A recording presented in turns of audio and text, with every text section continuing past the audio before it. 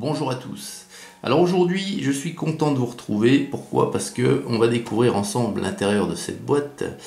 Et cette boîte, ce sont les troupes britanniques de la guerre d'indépendance d'Espagne. Donc sous le Premier Empire, hein, on est d'accord. Hein. C'est une boîte de marque EAT, c'est la référence 8186. Il y a 92 figurines dans la boîte, c'est une grosse boîte. 16 poses différentes. Et c'est sans nul doute l'une des meilleures, si ce n'est la plus jolie des références sorties par la marque sur les Britanniques du Premier Empire. Alors, à partir de 1808, devant un Napoléon de plus en plus confiant et invincible sur Terre dans toute l'Europe, les Britanniques engagent leurs forces en Espagne pour le contrer.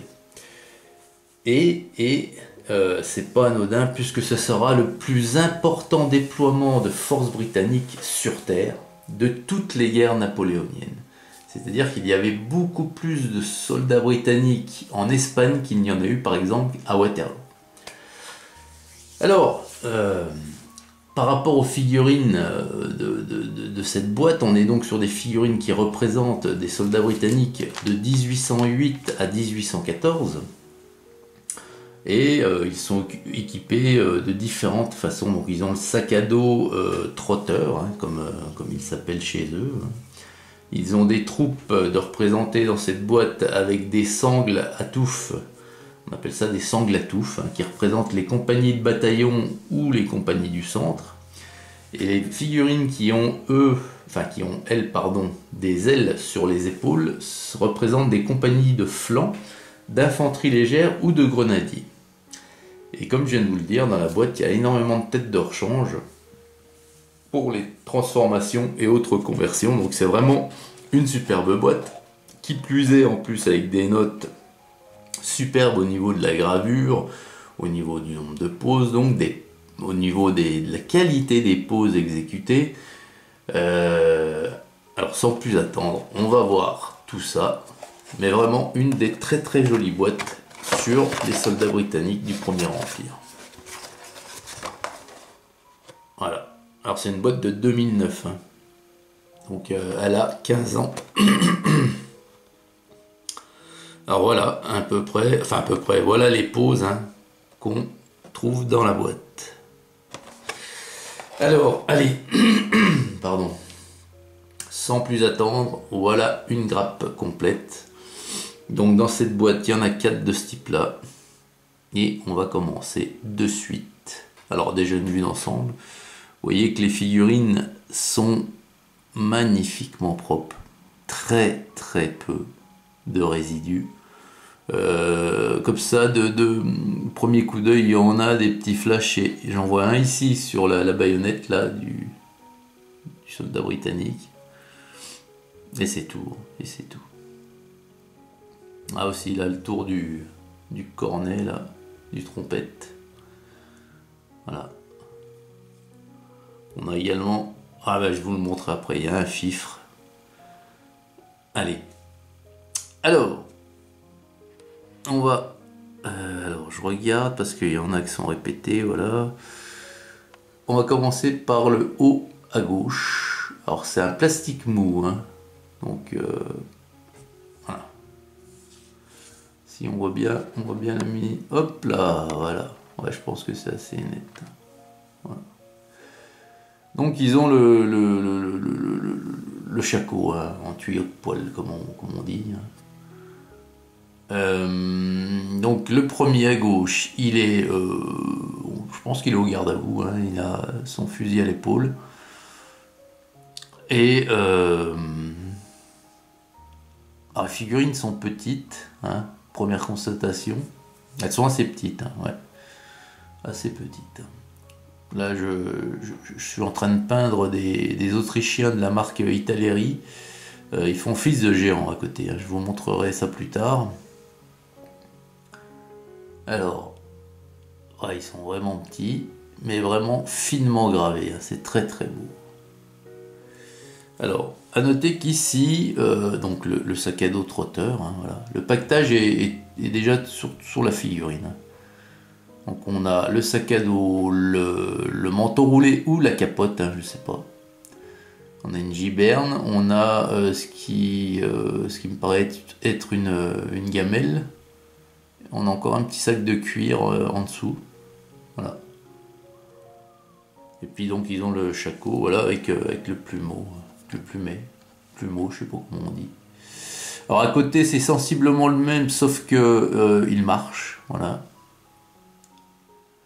Alors j'aurais bien voulu vous faire un gros plan sur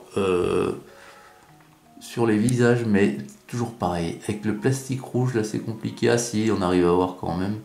Et bon, vous voyez que là, alors moi je distingue, je sais pas si vous, pareil, mais je distingue bien les pattes, parce qu'ils n'avaient ni barbe, ni moustache, ni bouc, ces soldats, mais quand même des longues pattes. Et on les distingue bien. Le visage est lisse, mais c'est normal, puisque, je viens de vous le dire, pas de barbe, pas de moustache. On distingue bien le creux des yeux, donc c'est plutôt pas mal. Alors à côté, on en a un qui est en train de recharger, ou d'installer sa baïonnette plutôt peut-être. Voilà. Encore à côté, eh bien, on en a un qui est sensiblement dans la pose de celui-ci, mais avec l'inversement au niveau des pieds qui sont en action, hein, dans la marche. Voilà. Ici, alors, ici, donc avec la hallebarde, c'est déjà un sous-officier, je pense.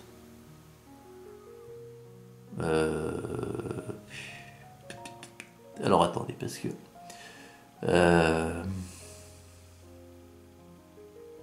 j'aimerais bien faire la distinction entre ce que je vous ai dit au départ à propos de ceux qui avaient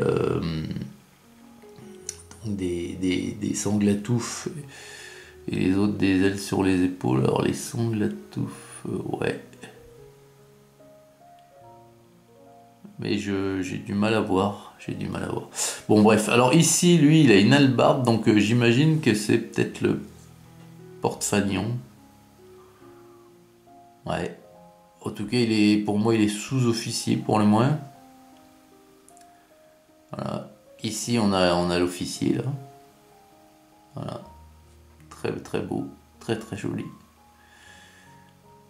Et après... Après c'est bizarre parce que ils portent également leur fusil à droite, donc ça serait des sous-officiers aussi. Ouais, peut-être. Et puis donc, alors, les 4 que je viens de vous montrer ici sont les mêmes qui sont ici, là, vous voyez. Voilà. Donc on va passer. Alors là, je vais vous montrer les têtes supplémentaires pour en faire, je crois que c'est des grenadiers, hein, ici, vous voyez, pour en faire des grenadiers.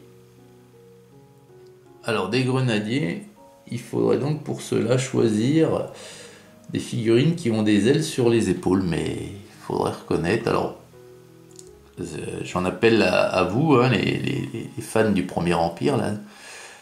Sur la grappe que je vous présente, si vous arrivez à me décrire telle ou telle figurine qui fait partie de celles qui ont des ailes sur les épaules,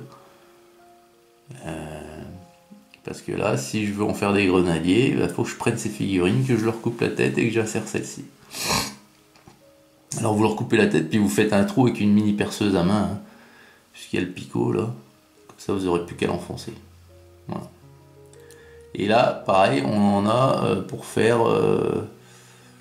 Alors eux, c'est un c'est un plumeau, mais un peu plus épais, j'ai l'impression. Ouais.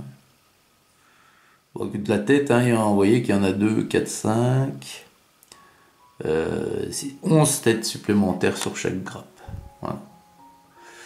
Alors ensuite, donc. Alors, attendez, hop, on va venir déjà ici. Alors le trompette, voilà, le trompette qui est très très joli, hein.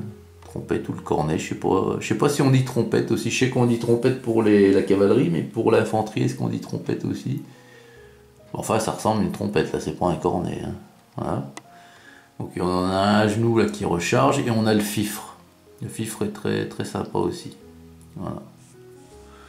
Donc ensuite, ici on a des tireurs donc debout. Vous voyez que les fusils sont bien proportionnés. Ça fait long certes, mais c'est ce que ça devait être avec la baïonnette au bout. Voilà, tunique rouge. Voilà. Et en face, on en a donc un qui est à genoux. Ah bah lui qui va au corps à corps, hein, carrément. Voilà. Et ensuite, je crois qu'on a tout vu sur la grappe, puisque ça, ce sont les mêmes que je viens de vous montrer, au corps à corps. Attendez, je regarde. Ah, c'est pas tout à fait... Alors, les deux tireurs, oui, sont les mêmes. Mais celui qui va au corps à corps, c'est pas le même que celui-ci encore, vous voyez, parce que... Les pieds, là, sont... On voit bien la différence. Les pieds sont à chaque extrémité du socle, ici. Et là, vous voyez que les pieds sont plus rapprochés. Donc c'est pas tout à fait le même. Voilà. Alors, franchement, une grappe très très jolie, très complète, qui permet de faire des variantes sur énormément d'unités d'infanterie hein, des Britanniques. Des têtes supplémentaires, des poses diverses et variées, nombre de figurines plus que satisfaisant, hein, puisqu'on arrive quasiment à 100 figurines dans cette boîte, hein, 92. Donc vraiment une belle référence pour tous les amoureux des Anglois abominatifs. Alors après voilà, il en faut des Anglois sur les tables de jeu pour les wargamers. Hein. Il faut bien les représenter. Mais ce sont de belles figurines. Dites-moi en commentaire ce que vous en pensez. Si vous pouvez me renseigner sur les différentes figurines qui peuvent faire office... donc celles qui ont les sanglatoufs des compagnies de bataillon ou du centre, et puis celles qui ont les ailes sur les épaules des compagnies de flanc, d'infanterie légère ou de grenadiers. Merci de me les différencier si vous voyez, parce que je vois sur certaines qu'elles ont des épaulettes, hein. Mais les ailes, alors est-ce que les ailes, est-ce que ce sont les... je sais pas. Les ailes, est-ce que ce sont... est-ce que c'est ça les ailes? Je sais pas, vous allez me dire les... Ça là, je suis pas sûr, j'en sais rien. Voilà, enfin dites-moi. Voilà, en attendant, c'est vraiment une belle référence. Et même si c'est de l'anglois, sur une table de jeu, ça doit en jeter, de par ses uniformes rouges, ça doit être très très joli. Allez, dites-moi tout dans la section commentaires. Excellente journée à toutes et à tous, et à très vite pour la prochaine vidéo. Salut!